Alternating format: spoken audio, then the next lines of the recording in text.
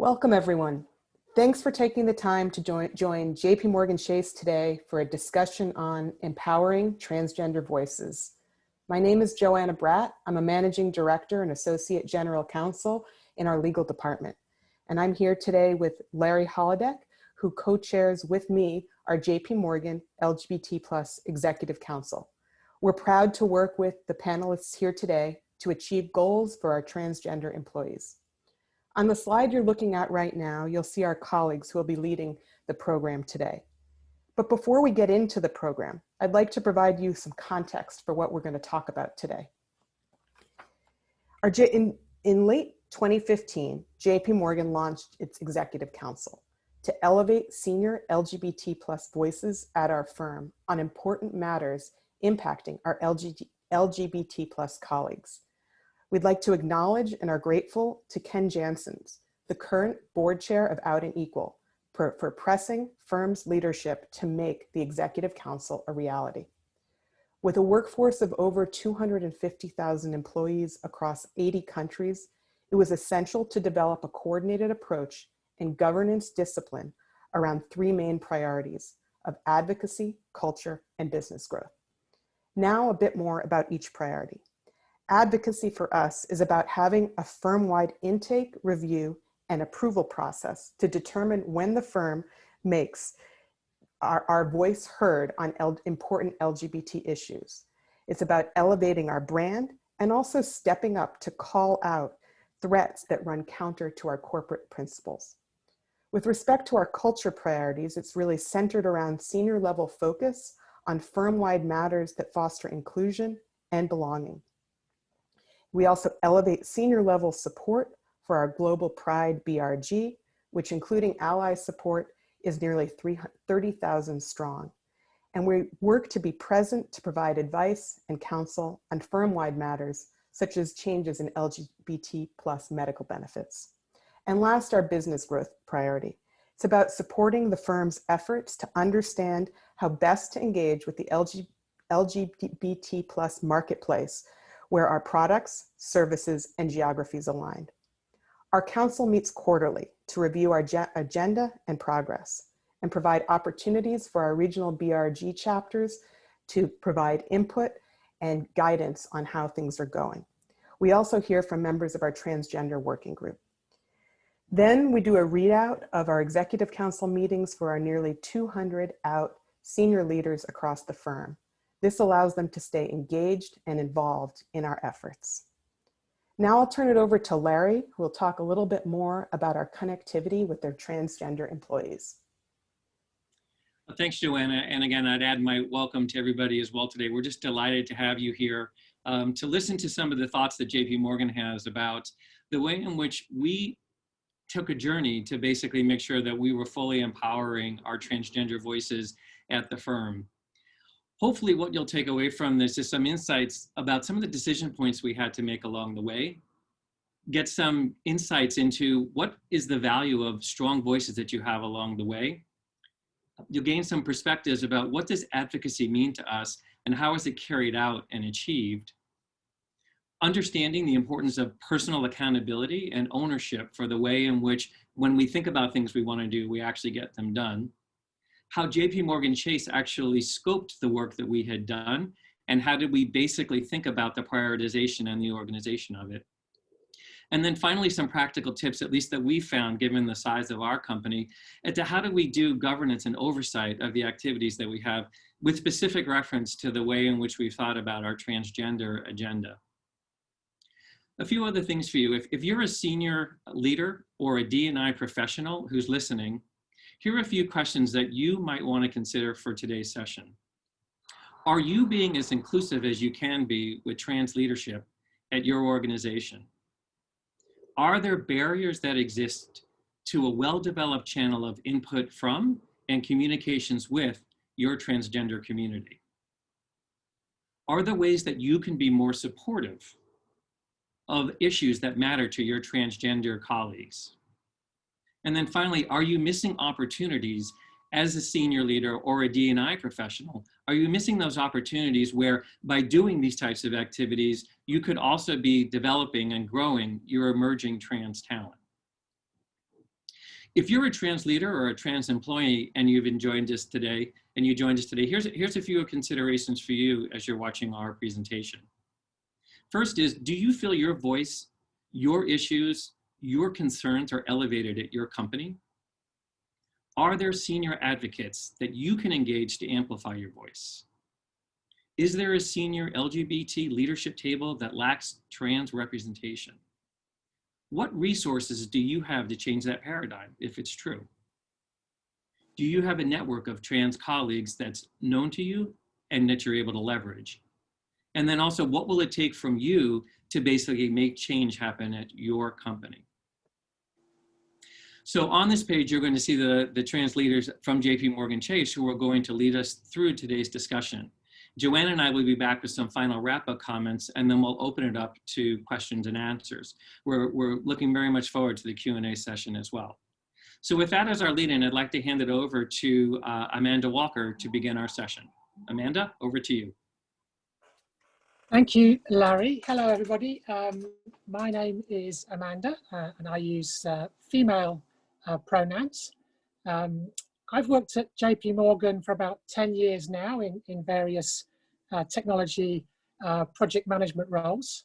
I've also worked at Citi, BlackRock, Bank of America, but apologies, I was way in the closet back then, way at the back of the closet with my pair of flared trousers, if you like.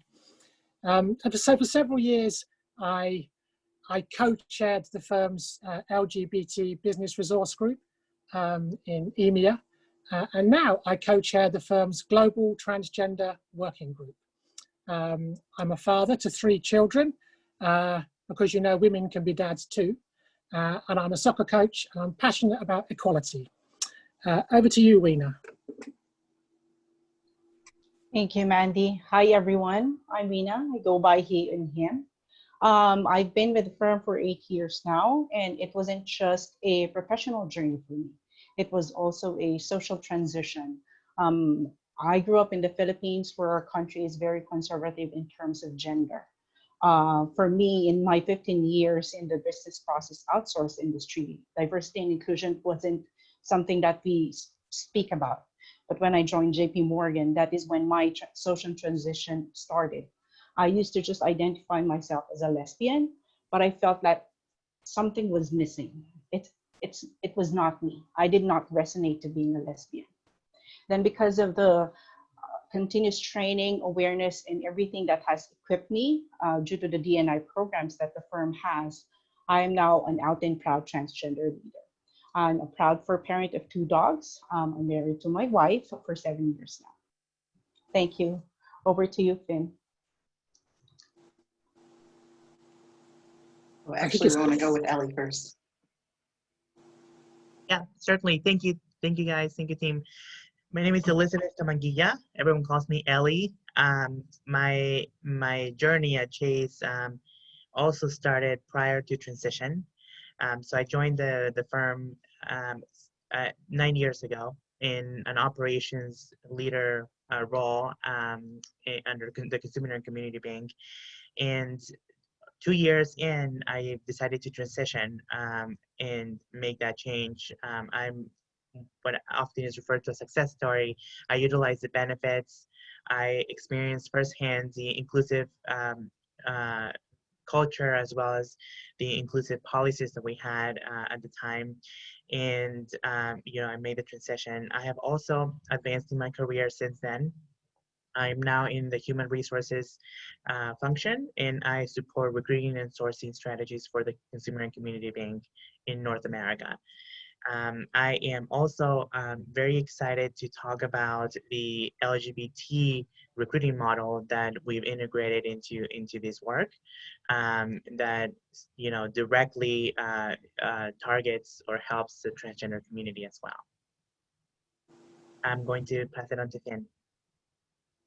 Hi, everyone. I'm Finn Darling. My pronouns are he, him. I work as a product analyst in JPMC's Credit Card Services Division.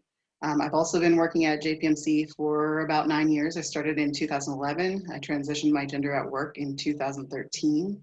I've been open about my gender history in all areas of my life, personal and professional, since then. I'm located in Columbus, Ohio. I live in the United States with my girlfriend and our cats. I actually had the opportunity to tell my story about transitioning in the workplace as a part of a JPMC presentation at Out and Equal in 2015. So I think the fact that 5 years later, we're hosting a trans-led panel on trans inclusion is proof of the success that we've achieved here in empowering trans voices at JPMC. We will answer your questions after we present our materials, so please use Pathable in the chat for your questions as you think of them throughout the presentation. We'll collect and answer them as best we can. And for those of you who like to follow along with the presentation on your own screen, the content is available on Pathable under Files. And now that we've gotten that out of the way and we've introduced ourselves, Amanda will give you some background on how we got here. Weena, could you please advance to slide 2? Thank you, Finn. So we have a global transgender working group, and this is the core leadership team. The 4 of us speaking today, plus Robin and Rain in EMEA and APAC, respectively. I say core leadership team, perhaps better phrased as the transgender members of the leadership team, since of course any effective affinity group needs allies, and we have amazing allies with seats on our leadership team in each region as well. Often these are our local BRG leaders. But today we're focusing more on the trans story. So I think being global gives us great breadth in perspective. And as well as being global, the leadership team is distributed across our businesses. I think we've got quite a decent mix of professional skill set as well. You can see that we're particularly strong in recruiting, which dovetails really nicely with one of our focus areas. As a group, we actively engage with over 100 trans employees globally, but for an organisation of 250,000, that's not enough. And Ellie will talk about our recruiting work stream later. I think there is clearly some areas that you can see where the group's leadership does lack coverage. You can see we don't yet have Black trans leaders or anyone with they, them pronouns. And also, we're not distributed across the firm's management hierarchy. We're all relatively junior. And I think this is part of our story. None of us are senior in the firm, but we are all leaders.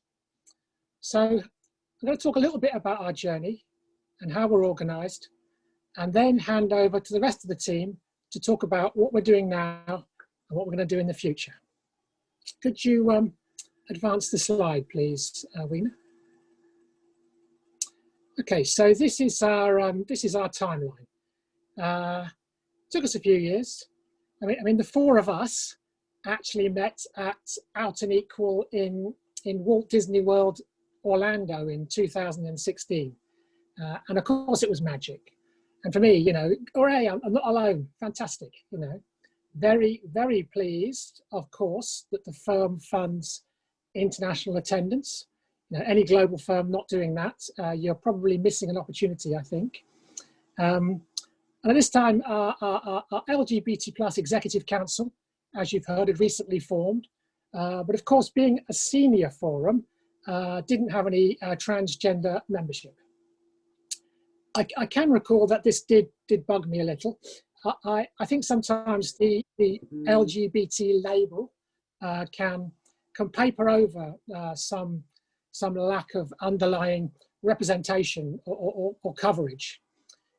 Anyway, throughout the following year, we worked with our BRG chapters and lobbied the Exec Council, and working with Larry, we were able to organise a transgender summit in 2017. So this was a structured and moderated afternoon session where trans employees from around the globe discussed matters of trans inclusion in the firm. We successfully established our key focus areas, and we left feeling good. We left feeling listened to. But in hindsight, we did not necessarily leave feeling empowered. There was no follow-up structure, and all the takeaways were with the seniors. So we all continued with our Pride chapters, some good events, some BAU work, updating our transition guidelines, that kind of thing, and some great wins. In our London headquarters, we partnered with our Accessibility BRG to rebrand 44 disabled access restrooms as all gender, all ability restrooms.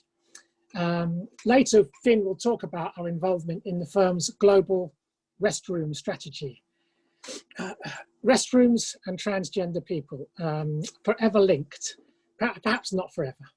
And we popped up every now and then when we saw opportunities to incorporate a trans influence, and each time making a business case, really for a high level of inclusion, sometimes implicitly and sometimes less so.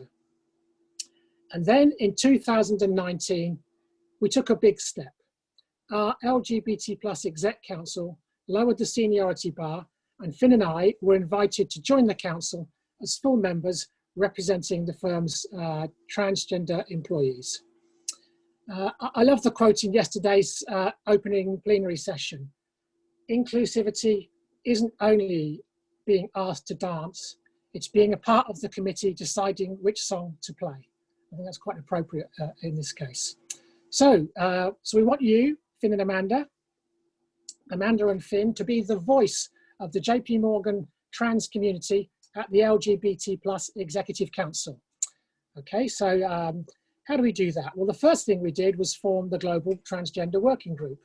Larry and Joanna and Ken Janssens have worked with us through the setup and evolution of the group, providing mentoring and support, advice and feedback, and preparing us for playing in the bigger league, if you like.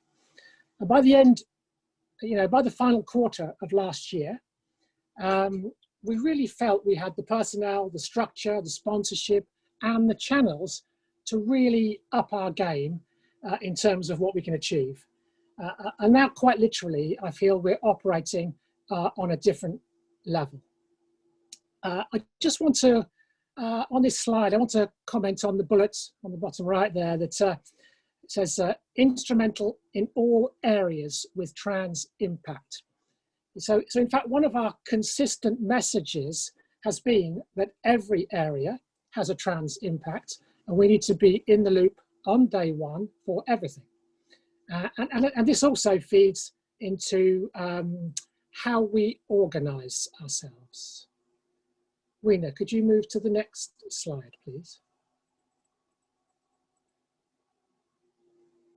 Okay, so you can see that big blob in the middle is the Global Transgender Working Group.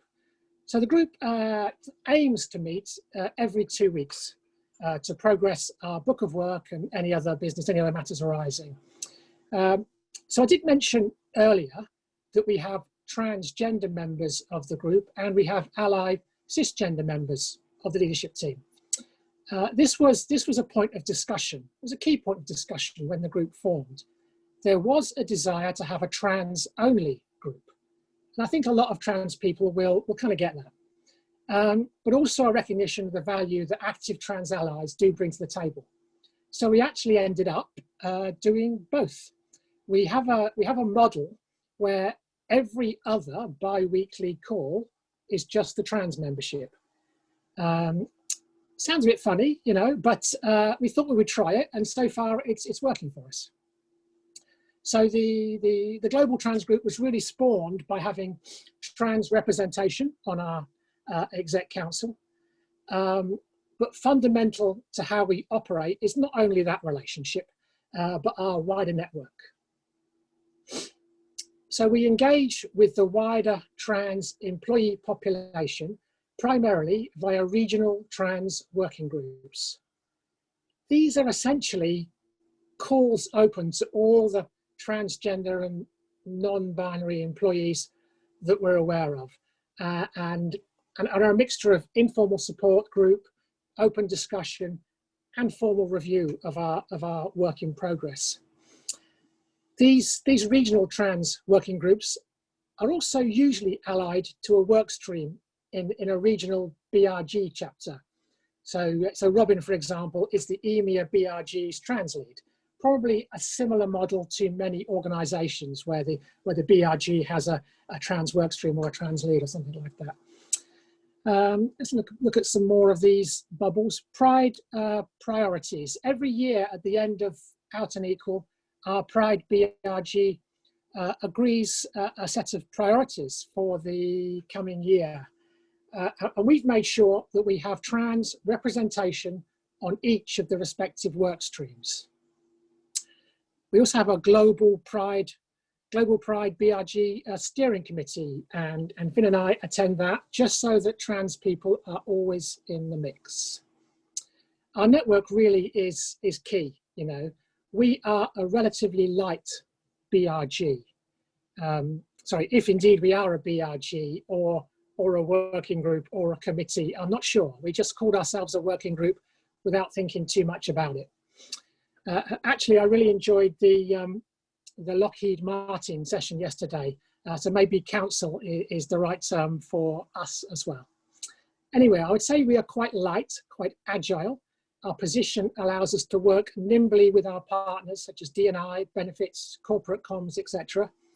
You know, as an example, when Trump rolled back trans protections earlier this year, we worked with the Exec Council in helping to get the right message together and working with the network of teams to issue a press release in support of trans rights, you know, within 24 hours.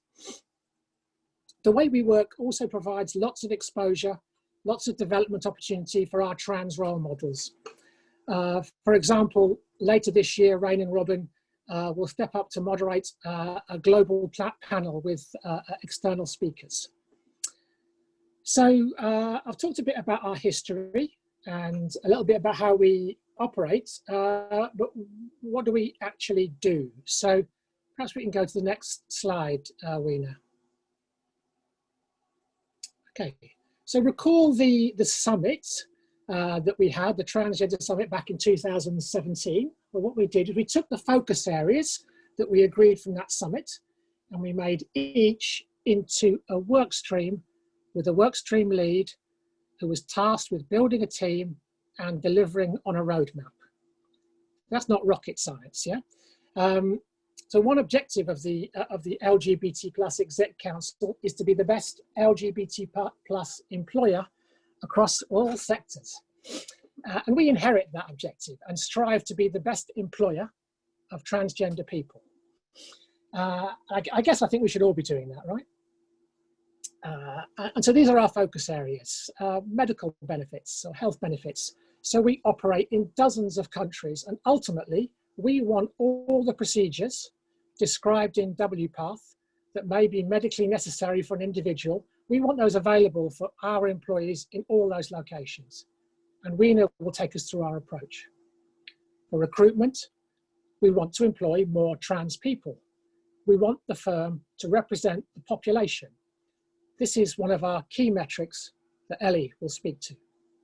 Career management, another key metric for us, is our distribution across the company's hierarchy.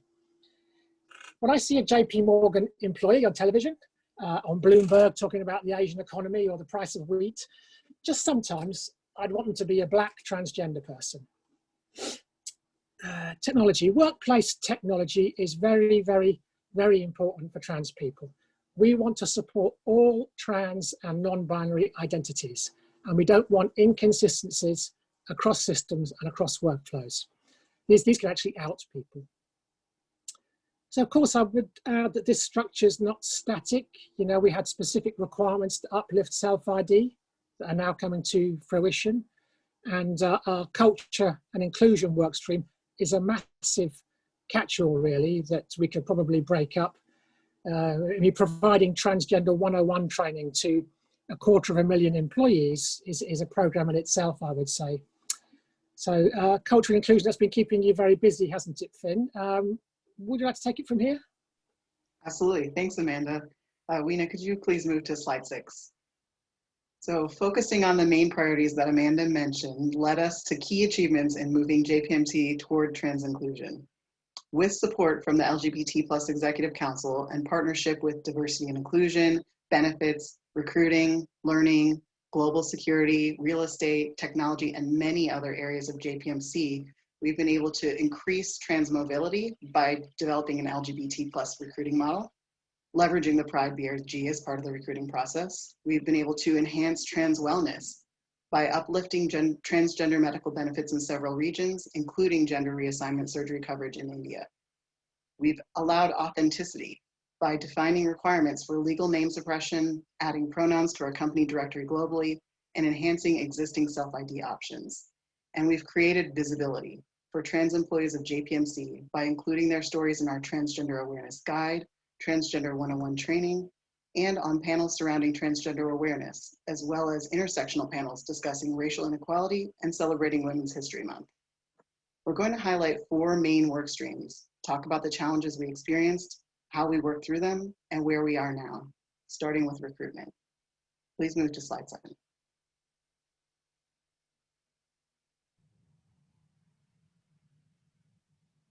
Thank you, Finn. I can take it from here. So I can talk about recruitment and our efforts for the next few hours, but I'm going to try to be brief and I will welcome questions. I see some questions coming in already and I love that. So the first, task that we had as a team was to identify the mission. What is our mission? What do we need from a recruiting perspective?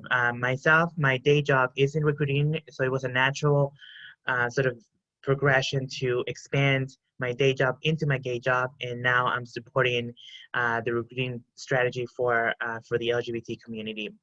In the infancy, we met just last year at in Washington D.C.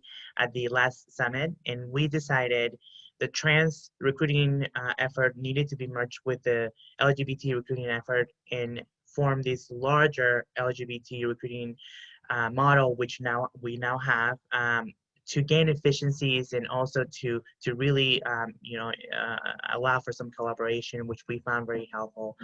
But the main mission was, what do we need? We need to increase our representation, as Amanda alluded to, of LGBTQ people, specifically focusing on the T, which lacks the most representation across the firm, across the line of businesses that we support, across the regions in which we operate. And so the first task was to identify our key partners. So we laid out our plan, which included where our recruiting teams sit, who they support, and what regions we operate in. And so we decided to form a partnership in order to make this the most successful. We decided to form a partnership between the recruiting teams, the existing recruiting teams, and the Pride BRG, which we hold as the subject matter experts when it comes to understanding the community and knowing where to find this talent. And so, we did the first step was to form this collaboration, this natural collaboration that existed in some pockets of the firm, but we standardized it. So now the recruiting teams are looking for that information from the Pride BRGs in order to include the LGBT profile into our diverse sourcing efforts. So we know that we want diversity in our slates. We know that we want female candidates. We know that we want ethnic diversity in our slates, but we also know that we need additional diversity. So there are efforts currently at the firm to add veteran candidates that are existing efforts that currently add veteran candidates with disabilities, and now LGBT candidates. Those efforts are managed a little bit differently than the ethnic and female populations, in that we measure the efforts rather than the statistical number of how many candidates have joined. And so we base our success in the partnerships that we've formed. And so we have to target the community. We target a wide net and make those partnerships and see what happens. So that was the first step. We realized after standardizing and after creating this model, that the second huge step was to train our employees. The recruiting employees, the majority of which were cisgender and heterosexual, needed to understand this community a little bit better. And so, and this is true for any type of diversity, right? This is true when we aimed at hiring more veterans. This is true when we aimed at hiring more people with disabilities. And this is true when we decided to increase the representation in our slates of LGBTQ candidates. And so the recruiting teams necessitated to go through a thoughtful training program that included sensitivity training, you know, the nuances that exist of interviewing, hiring, and onboarding candidates whose gender identity might differ from their legal name, and understanding really where to find these candidates from a sourcing perspective. And so that training is part of the model, as it is, you know, an ongoing process of any recruiter that sits anywhere in the regions in which we operate that is looking to add that diversity into their slates. And so then we go into the accountability, right? So we now are asking our recruiters, our end user recruiters, to hold themselves accountable to add that diversity into their slates, and giving them the tools and the resources to do so. The third prong in this model, and I think after this I can advance to the next slide. The third prong is the BRG collaboration. With all the training and resources provided to the recruiting teams, we still needed a constant flow of information, and that needed to include a repository of LGBT organizations in all of the regions, in all of the local markets in which we operate. So we needed to gather that, and we knew that the BRG, the Pride BRG, was the subject matter expert in this area, and so the collaboration was formed. And today, the recruiting teams, for example, I sit in Tampa Bay, and I'm a recruiter, and I know that the Pride BRG knows when the next LGBTQ recruiting hiring event or job fair will take place, how much it costs, you know, how many people we need to support it, etc. And so that allows me to make a plan to add that into my hiring plan. So if you can advance to the next slide, please. This is just a very brief example of the type of information and training we provide to our recruiting leaders. This has a combination of some of our overarching policies, as well as some of our really practical examples of what we need to do and need not to do. So it's a good do's and don'ts sort of one pager for the recruiting specialists to look at, especially when interviewing candidates that are transgender and whose name might not correlate to the name in the application, to the legal name in the application. Another example is candidates whose presentation or identity might not be in line with what the assumed gender is from the observation from the recruiter. And also we added some hiring manager do's and don'ts as well, because we understand that as much as we can train the recruiting specialists and the human resources staff, we also needed to educate our hiring managers that are making those decisions and touching these candidates, having conversations with these candidates, and being involved in the process, in the hiring process. And so this is phase 2. So this has not happened yet. This education to the hiring managers is going to come next year. And this is going to be a little bit more broadly. Now, I should mention that resources currently exist for all employees at Chase, resources that include sensitivity training, resources that include information about the transgender community, the transition process, etc. So people managers at our firm have access to these resources. However, as it relates to the hiring process specifically, that training has not occurred yet. So that will be phase 2. So this is a sample of what we're providing to our team. If you can advance to the next slide, please. This is a snapshot of the collaboration between the Pride BRG and our existing recruiting teams in those regions. As you can see, it all starts with the identification of the sources of these candidates. So we need to find candidates. We need to find the talent. And so in order to do that, we rely on the private BRGs to tell us where, when, how much, how often, etc. And the recruiting teams in turn partner with the BRGs to attend those events, to perhaps create a dedicated hiring event, and to really intentionally go out to the community and to this community and provide them with the with the information they need to apply for the different jobs. We prepare for the opportunity by providing the resources from the recruiting perspective, but we also partner, as I said, with the BRG. So we have representation at those hiring events, those job fairs that include LGBT people. And we feel that this is important because, as I mentioned earlier, the majority of our recruiting specialists are cisgender, heterosexual, and representation is important. And so we know going to an event, a diversity related event, with no diversity on our side doesn't make a lot of sense. And so we want to have that visual representation in these events. And so that partnership is key. We connect with the candidates. So as we would with any other type of diversity slate, we gather the information from any event or any other sourcing effort, and we follow up accordingly so that all candidates are touched and followed up with. This creates a pipeline of candidates that although it might not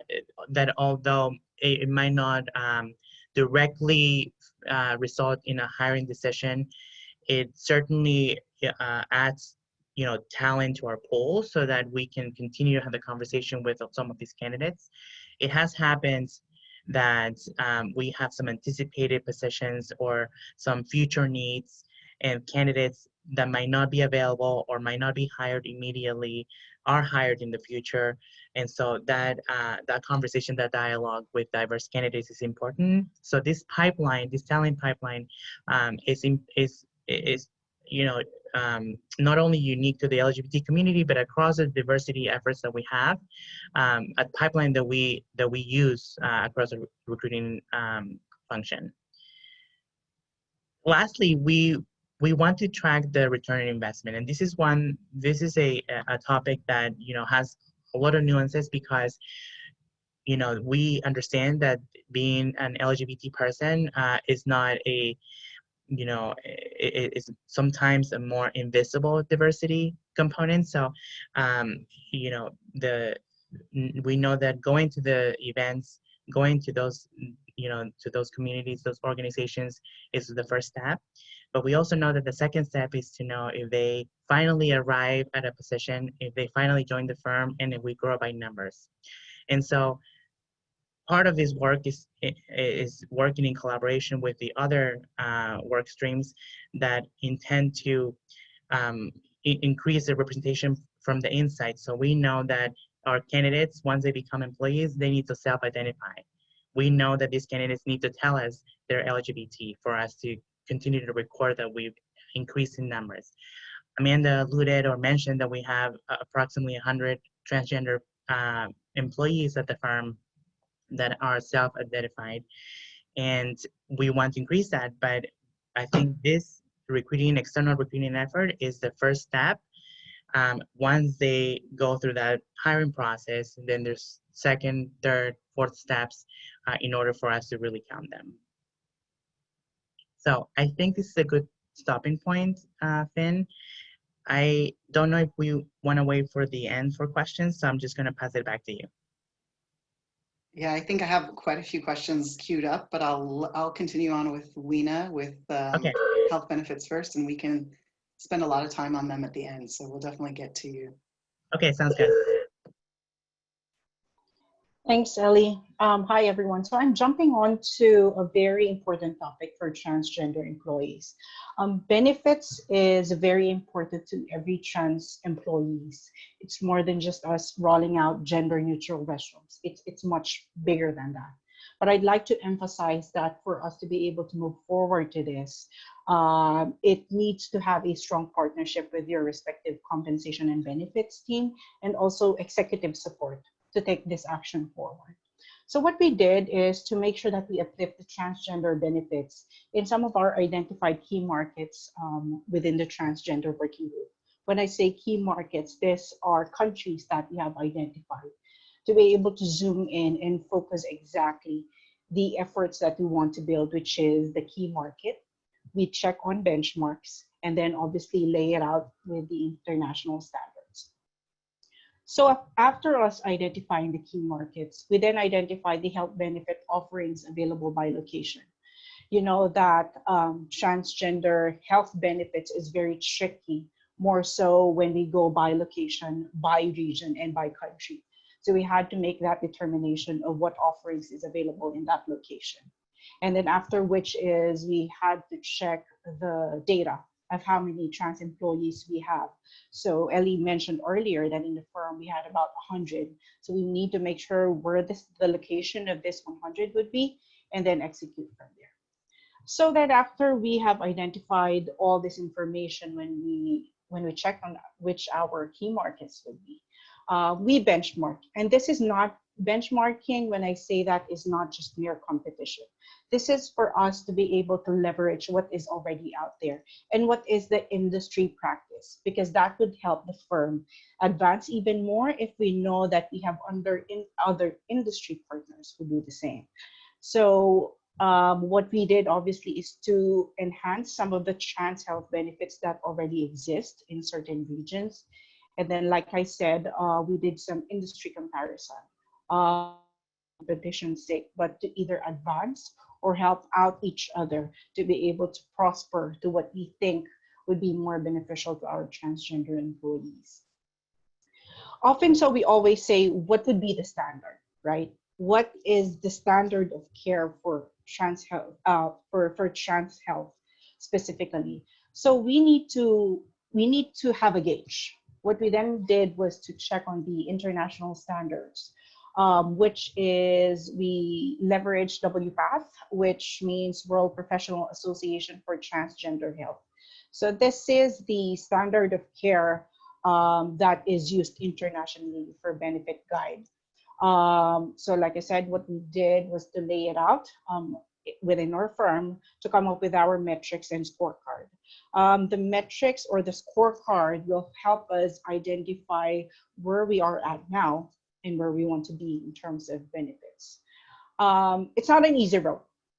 Talking through health benefits would always need a lot of engagement, a lot of exchange, time consuming, and sometimes you even have to give up because there's just so many limitations and so limited in such a limited time frame. So some of the challenges I'd like to highlight is healthcare limitations. Even though we know we have a large transgender footprint in a specific location, it doesn't mean that the healthcare resonates with that. So we had a lot of challenges checking to see what are the limitations and what we could provide. From a benchmarking perspective, we do understand that there are antitrust policies that the industry would have to respect in terms of practice sharing and what we could leverage from that. So we have to do our own walks in some shape or form. And obviously, as we talk to different networks, we talk to a lot of healthcare providers and even most of our compensation and benefits experts, is understanding the concepts and terminologies. When you look at the WPATH guidelines, there are numerous, I think there's like about 20 trans health specifications that is out there, but not everyone understands the basic concepts and terminologies of it. I'd be very honest to say that even us, we are trying to learn each and every term there, but we just need to make sure that we are able to cascade the awareness and teach everyone that we network and those that help us with in pushing this cause, that they learn and understand what these benefits are all about. And it's not just a shot in the dark because WPATH said so. It's more of the importance, what should be available for our employees, and obviously what will make us a firm of choice in terms of trans health employees. So that's it for the health benefits piece. And when I spoke about the factors that we need to consider in terms of the approach on how we did the enhance on how we did for trans health benefits. After looking at the current benefits, we had to create a heat map. A heat map is very important because that will help us gauge what would be our roadblocks and what would be our enablers. And that's what we will take into with our executive council to help us with. And then obviously the scorecard would have the baseline of the WPATH standards because that is what we decided to be our reference for standard of care. And then representation. It is very important to that when you do conversations and decisions for trans health benefit, that a transgender person is there. So in our case, we want to make sure that whenever conversations are happening or decisions are made in terms of finalizing a benefit, we are there, we are represented, and we are heard whenever there is something that we need to pitch in terms of any advancement in our healthcare for transgender employees. After the trans health benefits, I'm going to turn over to technology. This is a piece also that I'll be covering. Earlier today, Ellie mentioned the importance of self-identification. There is a lot of things that we need to enhance in our technology piece to ensure that we see representation of our transgender employees. B, we make sure that they are also comfortable in their self ID. And then third is we call them by the names that they want to be called and the pronouns that is appropriate for them.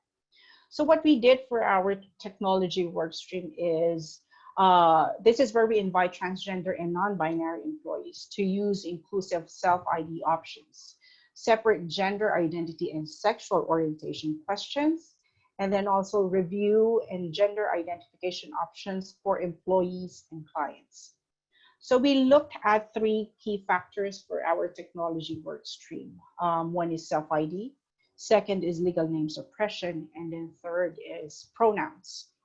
Self-ID is very easy. I think this is a term that each and every company have always been talking about, or this is a buzzword in terms of making statistics of wanting to know your LGBT population.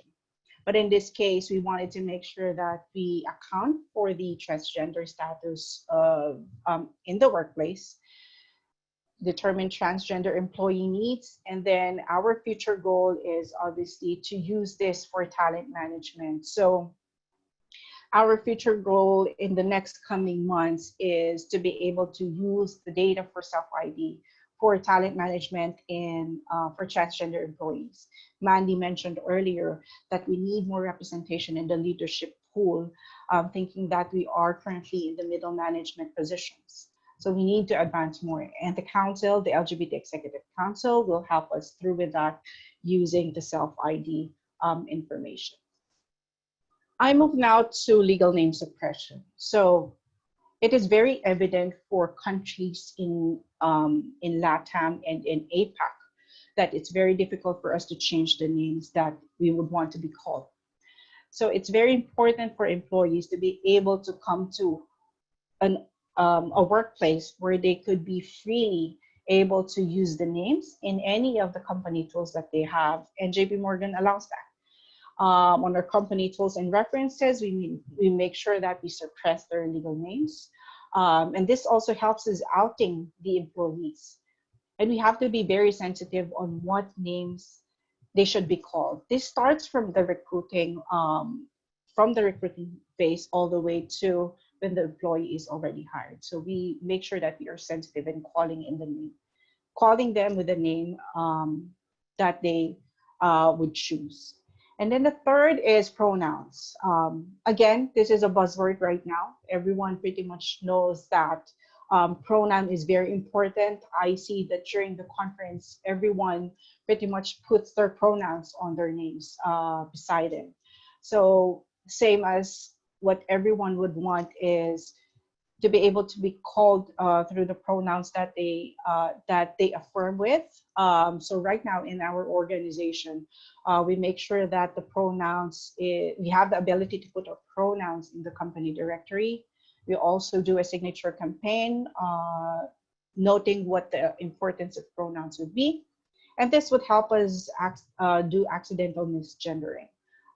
So that on the onset, you'll be able to address the person in the appropriate pronouns that the person would opt to. Challenges would obviously be in terms of technology.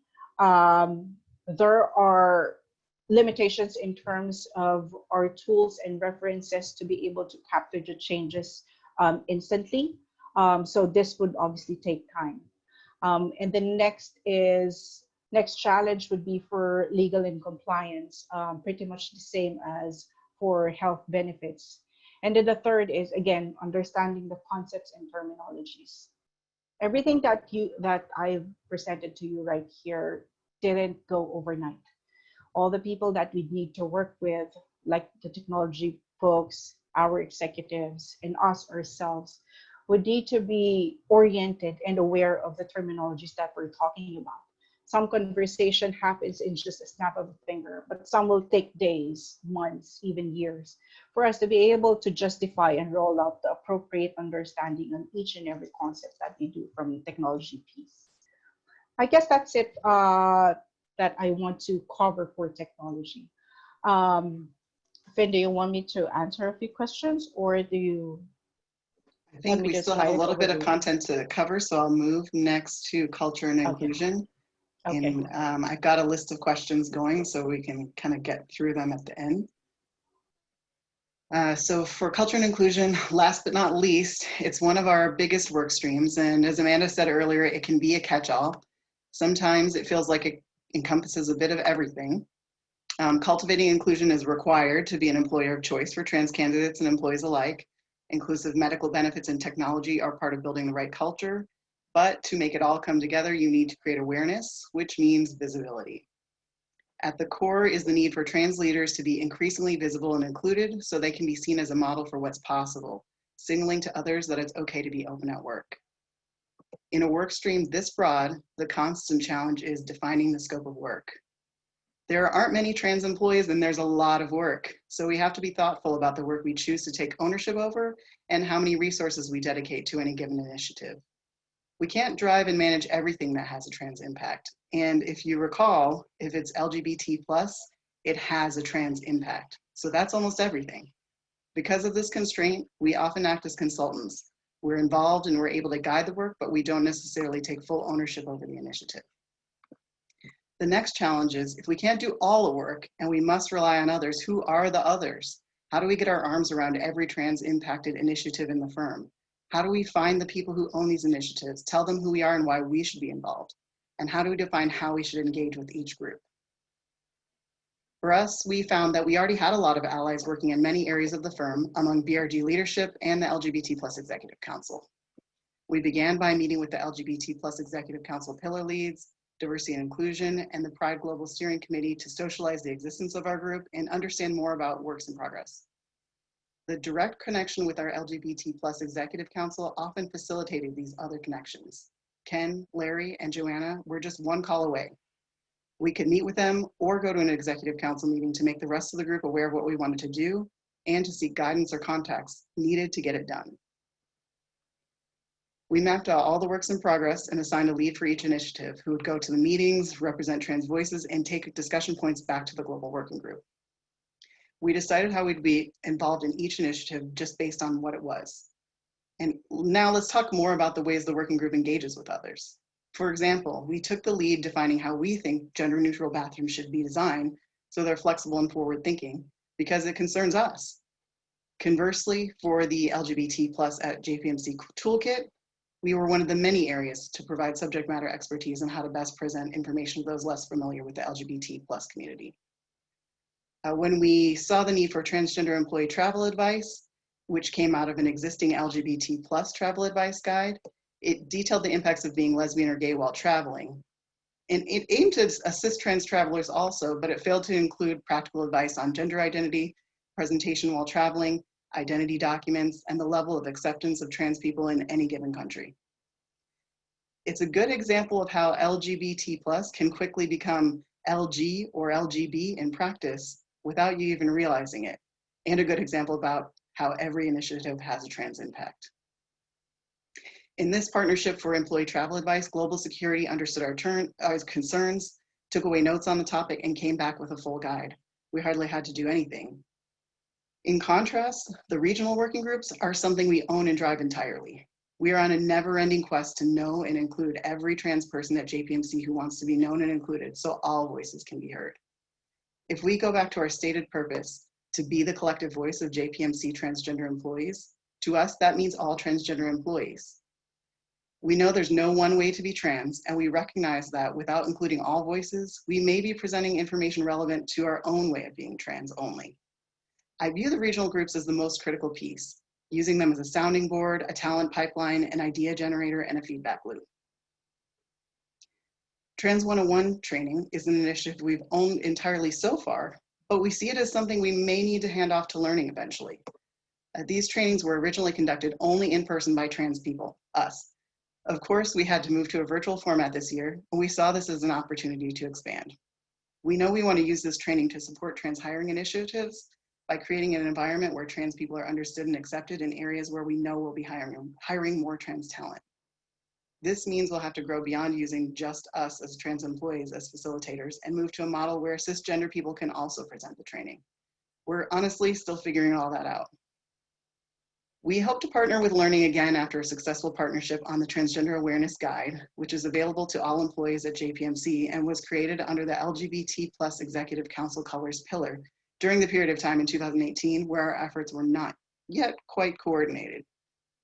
The Trans Awareness Guide gives information on gender diversity, terminology, do's and don'ts, and personal stories from trans colleagues. At the time, the guide only incorporated voices from the US. The power of bringing everyone together in a global trans working group allowed us to see that the guide didn't quite translate globally. We're now able to make the guide better with updates from a global perspective. The Trans Awareness Guide was also an example of a great launch. We held a panel event and we launched a company homepage article to celebrate it. Without the help of the LGBT+ Executive Council, previously we struggled to access the best communication channels to reach the firm. Now that we're coordinated, we've been able to create a Transgender Day of Visibility article to create awareness about our working group and the strides the company has made towards trans inclusion. Last but not least, panel events. It's the staple of BRGs everywhere. We've held many panel events from Trans 101 to Transgender Day of Visibility, TDOV, and Transgender Day of Remembrance, TDOR. And this year, we focused more on intersectionality and inclusion by moving away from trans people who only talk about being trans and toward trans people joining discussions where being trans is just a piece of their identity. We feel that progress here means we're understood as more than one note, not just as trans, but as multifaceted people. Please move to slide 14. Now that we've discussed the working group, its structure, partnerships, and priorities, let's talk about the elements you need to pull it all together in your company. For us, the central component was identifying and empowering trans leaders at any level. Finding employees with drive and vision who can lead and possess practical skills like project management is difficult. If you're a senior leader in your company, you may find you need to cultivate these leaders. The business case for trans inclusion is clear, but trans leaders may need help refining and presenting it to others. With senior leader support, sponsorship, and exposure to connections in key areas of your company, trans leaders can gain a view of the big picture and accelerate progress in multiple areas. Cultivating trans leaders also means representation. Give your leaders a seat at the table, regardless of level. If you don't see any senior trans leaders at your company, grow them yourself. If you're a senior leader, be available to guide and shape the voices of future senior trans leaders. Hold them accountable to delivering change and charge them with identifying the next trans leaders, creating sustainable talent pipeline and empowering trans voices along the way. Let's move to slide 15 and show you what's next. In the short term, we have a newly developed advocacy workstream where we'll be focused on identifying opportunities to advocate for trans people in and outside of JPMC. We'll also continue our focus on intersectionality by hosting discussions on trans people of color and calling attention to the fact that Black trans people are underrepresented at our firm. We'll also continue to focus on non-binary visibility.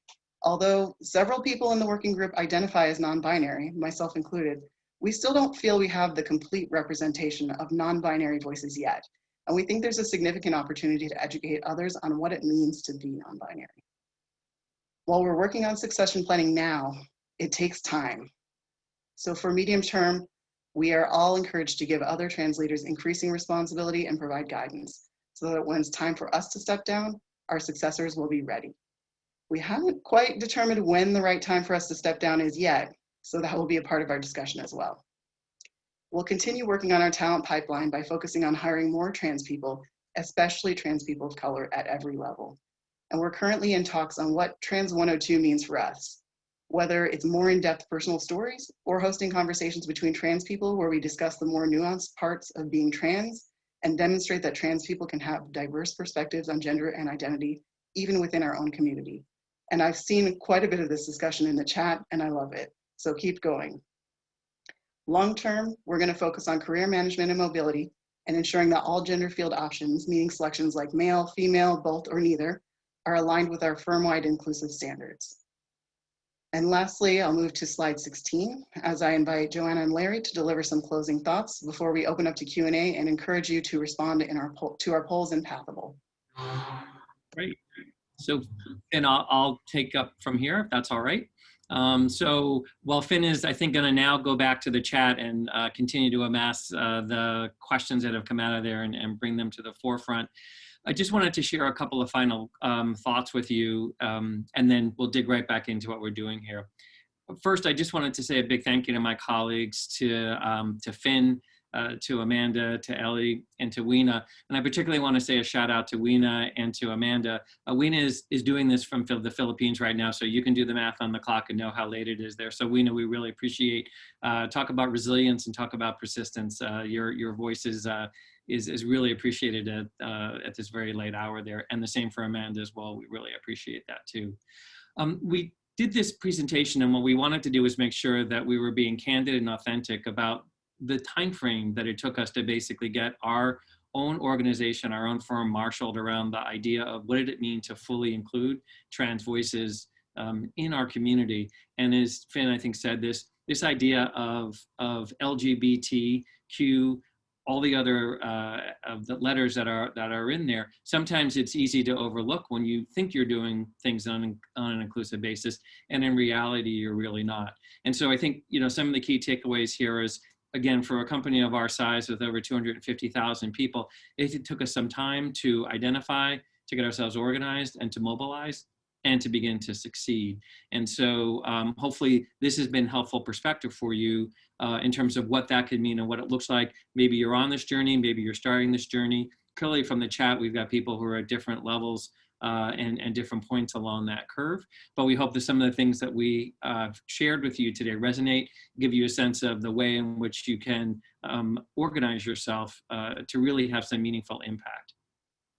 We're going to continue on this journey to make sure that we're fully inclusive when we think about the whole alphabet, if you will, of inclusion. And I wanted to mention, and Joanna and I have been talking about this a lot this year, our next horizon is really to make sure that we uplift our visibility and we uplift the voices of people in our bi and in our pan community. We don't think we do a good enough job at JP Morgan. And so similar to what has been happening with our trans community, we're now beginning again to identify those voices, gain some senior leadership support, and then to move forward on a process of exploration so that we can truly understand what would it mean to make a better employee experience for someone who identifies as bi or pansexual at JP Morgan Chase. So we're excited to dig in on that work, and perhaps at a future conference, we'll be able to share that with you. I wanted to highlight as well that the trans work began at Out and Equal. Our bi work began last year at Out and Equal, where we all went to different forums and we said, you know, what would make a difference for us? And we took those things away and just began to solve for them one by one. So we'll look forward to sharing more feedback about our journey in the summits ahead. Finn, hopefully that has given you enough time to amass the questions. And I think we'll go ahead and have you turn us into the Q&A portion of this. Yeah, thanks, Larry. I think I actually am going to turn it right back on you. One of the first questions that I think is most central to this is, how do you identify trans top talent? So it's a great question. And I would say it's a couple of different ways. For me, and then Joanna, I'll ask you as well. Honestly, and I am the biggest believer in business resource groups. I think that they work well and that they're important at all companies. Again, I'll go back to the size of JP Morgan Chase. I don't think that we can build community, and I don't think that we can surface talent without really effective and really engaged business resource groups. So quite frankly, how we identify top talent and our journey here, if you haven't seen, is that we ask people to step forward. We ask people to lean in, and we ask them to basically set the agenda. And to me, top talent, again, we all have our different versions of what top talent is. But to me, I feel like top talent are people who can articulate a true business case, have the resilience and the persistence. And, I'm thinking about some of the words from one of our previous slides, and really have this other element that I call the stick-with-itness. So stick-with-itness, to be able to identify a problem, but then to step in to help with solving it. And to me, the top talent, again, we can do it through other ways. You can do it through different human resources exercises that we do in terms of talent management at the company. But I think specifically for our community, and particularly at JP Morgan Chase, I've seen enormous value in just investing in the BRGs, being present and being visible, and then finding those moments where you can, talk to somebody, and it may not be about the trans agenda, it may be about their broader career. And then as we think to the spirit of what a BRG is all about, it's really making those natural connections that create coaching and mentoring opportunities for us. And that's how I think you basically create this, what I'll call an ecosystem of an ability to really identify and cultivate and groom top trans talent. I don't know if anybody else has it, but that's my thought. Yeah, I'll just echo what you said, Larry. I mean, I think sometimes people think of top talent as having to be, senior people. And I think that when I think about top talent and think about our engagement with our BRGs, it's as Larry said, it's ensuring that we're giving people at all levels the opportunity to show their stuff. As senior leaders, I think, we have to, and it's our obligation. It's one of the things I like the most about my job and value the most, is about taking mentoring and coaching really, really, really to heart. And that's about, really engaging with the BRG membership and engaging with people of all levels and cultivating their growth. It's amazing to me to watch growth that can happen so quickly among our employees. And that dedication is just critical. And I would just go back to, and just so that people know, there was an ask to repeat the questions that I had mentioned at the beginning for people to consider. If you scroll back in the chat, I actually was able to get those in there. But one of the things I talked about was, and again, I'll compliment all of our colleagues today who presented, this is a way to identify top talent. The amount of time and energy it takes to craft this kind of agenda, the ability to learn how to navigate, how to influence, how to show up at a senior leadership table, that's grooming top talent. You're watching it actually as we're doing our presentation today. All right, so the next question is about, I'll give this to Amanda, who organized the Transgender Summit within your company, and who was the audience? And I know we had a specific thought about who the audience should be, so I hope you can share that. Yes, okay, so I think it was really the individual that made it happen. There's the senior person that we needed to, to all get the afternoon off and get some travel budget and that kind of thing, was Larry. So many thanks to Larry for helping to drive the actual occurrence of that Transgender Summit. But to get the actual attendees, that was just through informal networking. So if you're transgender, you get to hear about other transgender people. There are some of whom are active in the BRGs, some of whom reach out to you and maybe stealth and not want their gender history to be known. We want to know they're transgender, and we had to make sure if we wanted, stealth trans employees to attend, that they're, that they wouldn't be outed, that would be respected. And that runs through quite a lot of things we do. We have, we do have stealth trans employees who help out in some of our work streams. It's important that we can always respect someone's privacy. So yes, there was a combination. It was a partnership between the some people who eventually became the Transgender Working Group and the Exec Council, and Larry in particular. And Amanda, if you wouldn't mind, I'll just add in there that, and this is really for senior leaders and for senior D&I professionals, when we came up with the concept of it, I had about as many reasons why it couldn't be done as there were people who we had identified to join it. And this is where persistence comes in. And I would just say, you know, there may be headwinds if this is something that you want to do at your company. And I would just encourage you, these are the places and the opportunities to be bold and to keep asking why not and what can we do to get things done. So I just wanted to share that with you, that people will find reasons to tell you why you can't do something. And as a senior leader, and potentially as a D&I professional, it's our responsibility to basically say, well, how will we get it done, as opposed to why can't we get it done? Thanks. Thanks, Larry and Amanda. The next question is, what if you're the only out trans person in North America? How do we encourage others to be themselves or make the workplace feel like a safe place for other trans individuals to come out? I think I'll start. I felt like I was the only trans person out in North America in 2013. I was aware of one other person, and she was in Texas. And I thought, wow, I'm in the middle of the United States and she's at the very bottom and we're not very close, and she works in a branch and we can't talk to each other. So this is great. Obviously, join your BRG. That's just your step one if you have a Pride BRG. If you don't have a Pride BRG, I would get in contact with your HR or your D&I professionals, and then use your voice. Just start speaking. I know for me, I started just saying a lot of things. I felt like it was the only one, and there were allies there who really helped me. We ended up publishing company homepage articles back then, which are definitely not as good as the things that we've done now, but you know, we've made progress. And you can find other people that way. And I feel that that's probably how we all got connected, is we were all each the only out trans person that we knew in our particular region. And we were just able to be out and meet each other and eventually collect each other. Does anyone else have anything to add? Okay, I will move to how did we move from our pink phase on the timeline, which was the portion where we weren't quite completely organized, but after the Trans Summit, and what did the journey actually entail? I think that would be best for Amanda or Larry. The pink portion again, sorry, could you repeat the question? Sorry, I'll have a go.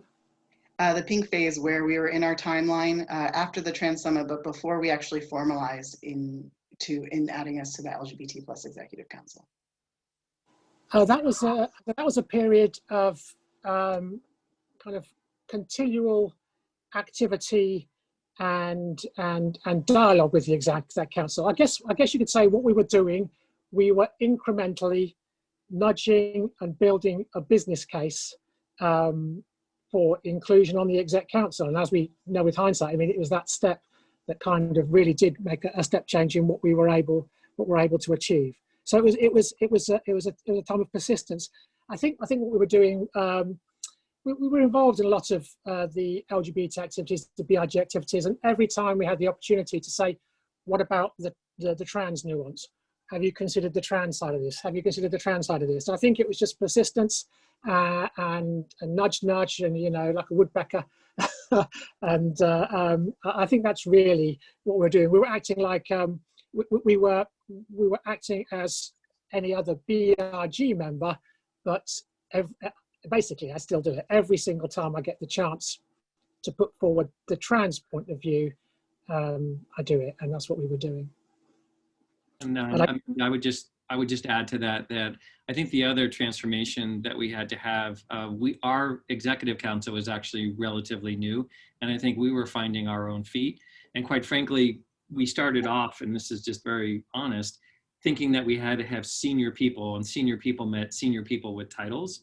And I think part of our transformation had to be where we haven't done a good enough job to groom or to hire leaders across our spectrum, we needed to change that lens. And so for me, the big pivot for us was realizing that it was more important to have the voices there than it was to have the voices only when they had the titles, because it was not going to work in any other way.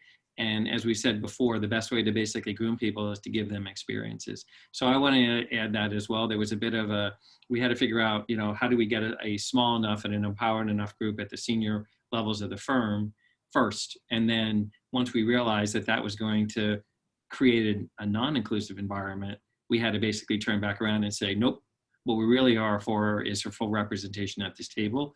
And we'll find the best talent that we have who represents the trans community, and we'll bring it there.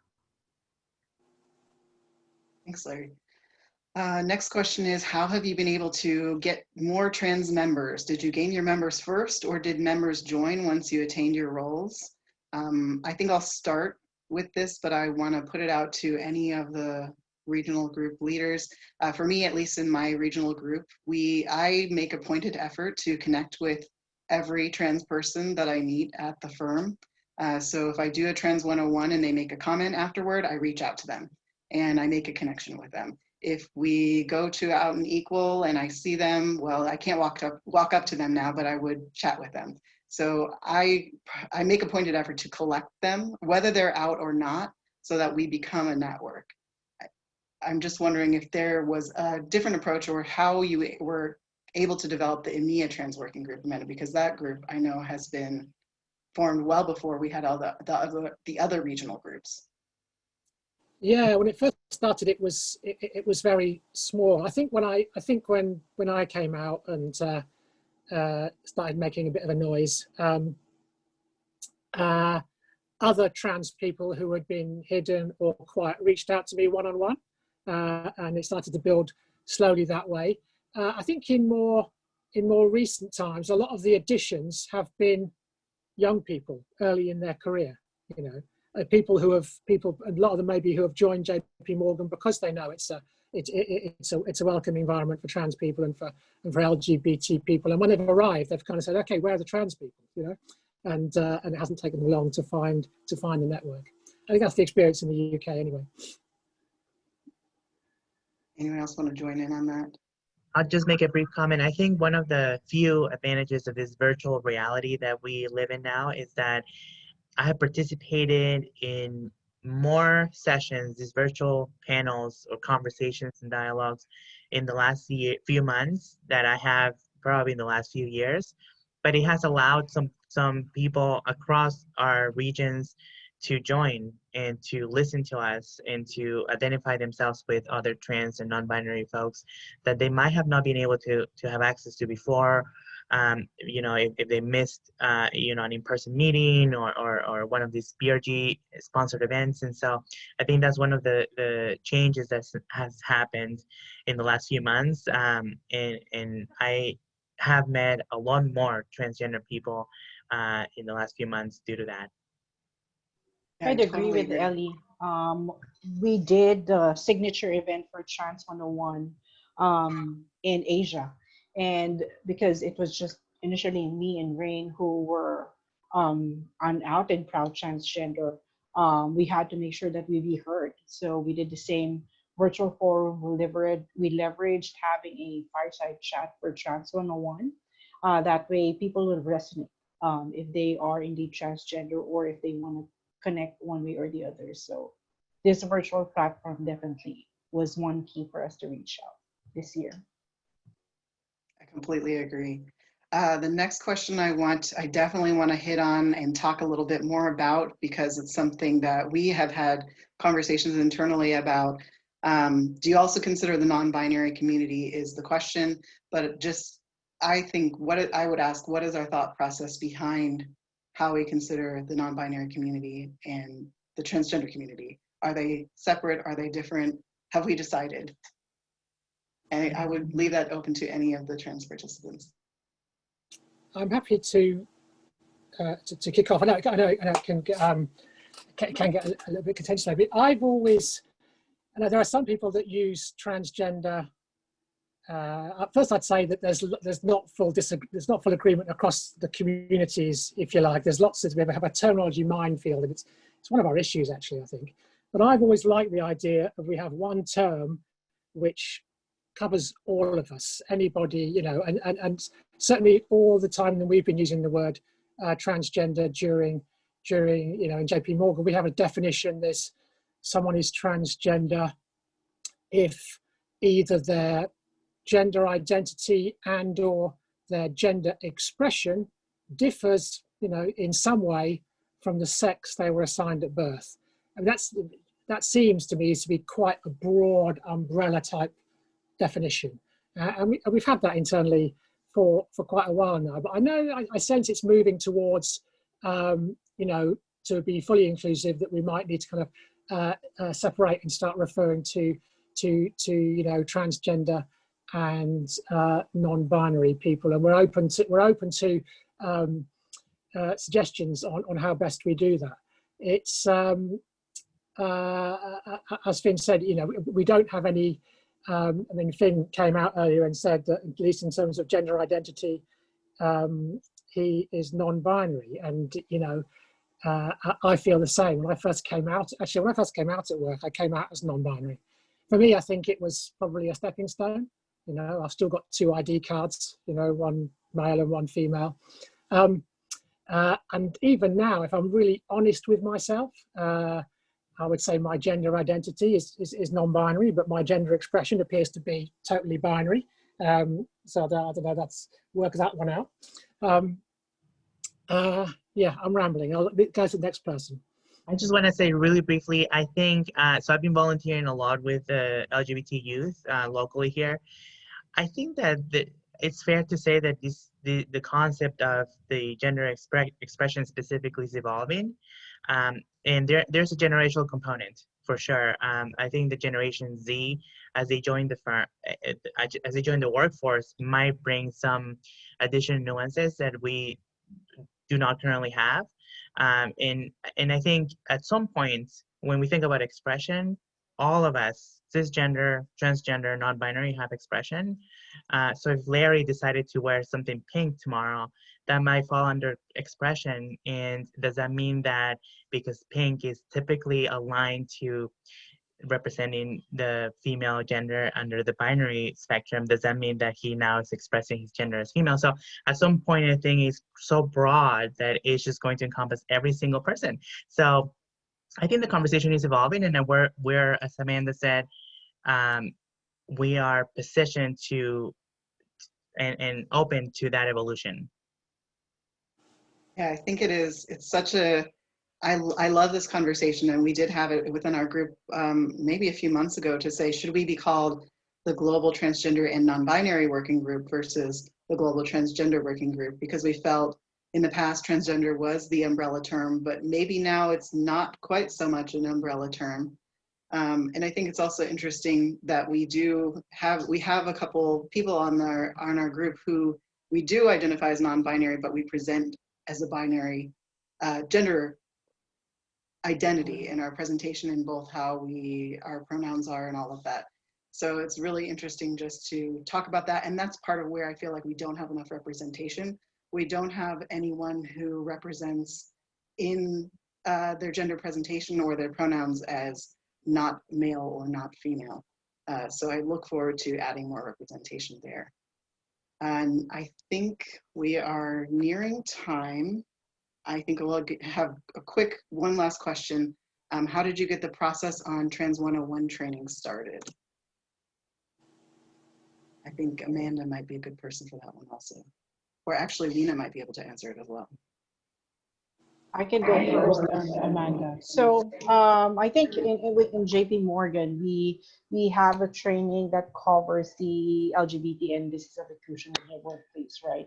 But as we have evolved, being a transgender working group, we need to make sure that we also cover the Trans 101. And it has been a clamor for everybody, because they wanted to understand more deeper into the T section of LGBT.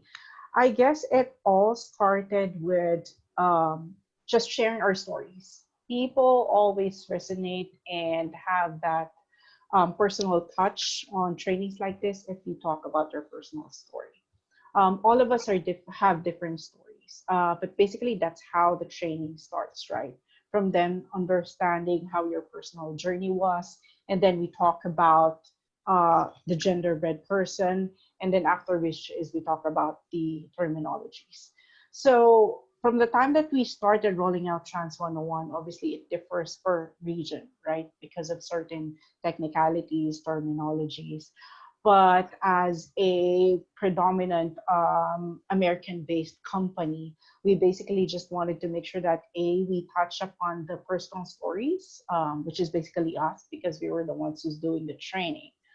Next is we talk about the T specifically, what it is to be a transgender, and then next are the terminologies, and then lastly, obviously, we cover the business of inclusion for transgender employees within the firm. So I guess it all started with people wanting to know more, and then us being the transgender working group that stood out and said we should build a curriculum that would talk about this more. Yes, I think the Trans 101 training kind of kicked off simultaneously or over time in different regions. So in the UK, actually, when I socially transitioned at work 5 or 6 years ago, I knocked up a few slides, a Trans 101 training course, which I delivered to my colleagues, and then through the Pride BRG, and then was asked to go to different sites in the UK and then to Switzerland and some of our other sort of EMEA sites, and evolved this Trans 101 kind of offering. And I think similar thing, I mean, Finn will probably say a similar thing happened in the US as well. And then when we got the Global Trans Working Group together, we were able to leverage the expertise of Sylvana, one of our cisgender leadership members you may have seen on the Latin America session yesterday, and she's from training, and she helped us to bring together all of the various decks that we had across all the different BRGs that we've been using into a kind of standard offering. And Finn has alluded to the fact that we want to make that part of the firm's training program that you can receive credits for and everything. But it kind of spawned just by somebody wanting to do it, I suppose. That's how it started. Thanks, Amanda. It looks like we are nearly out of time.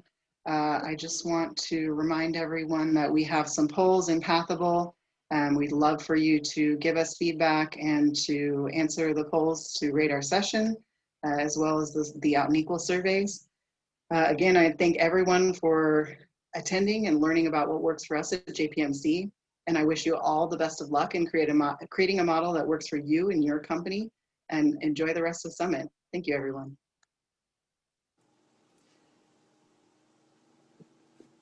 Bye-bye.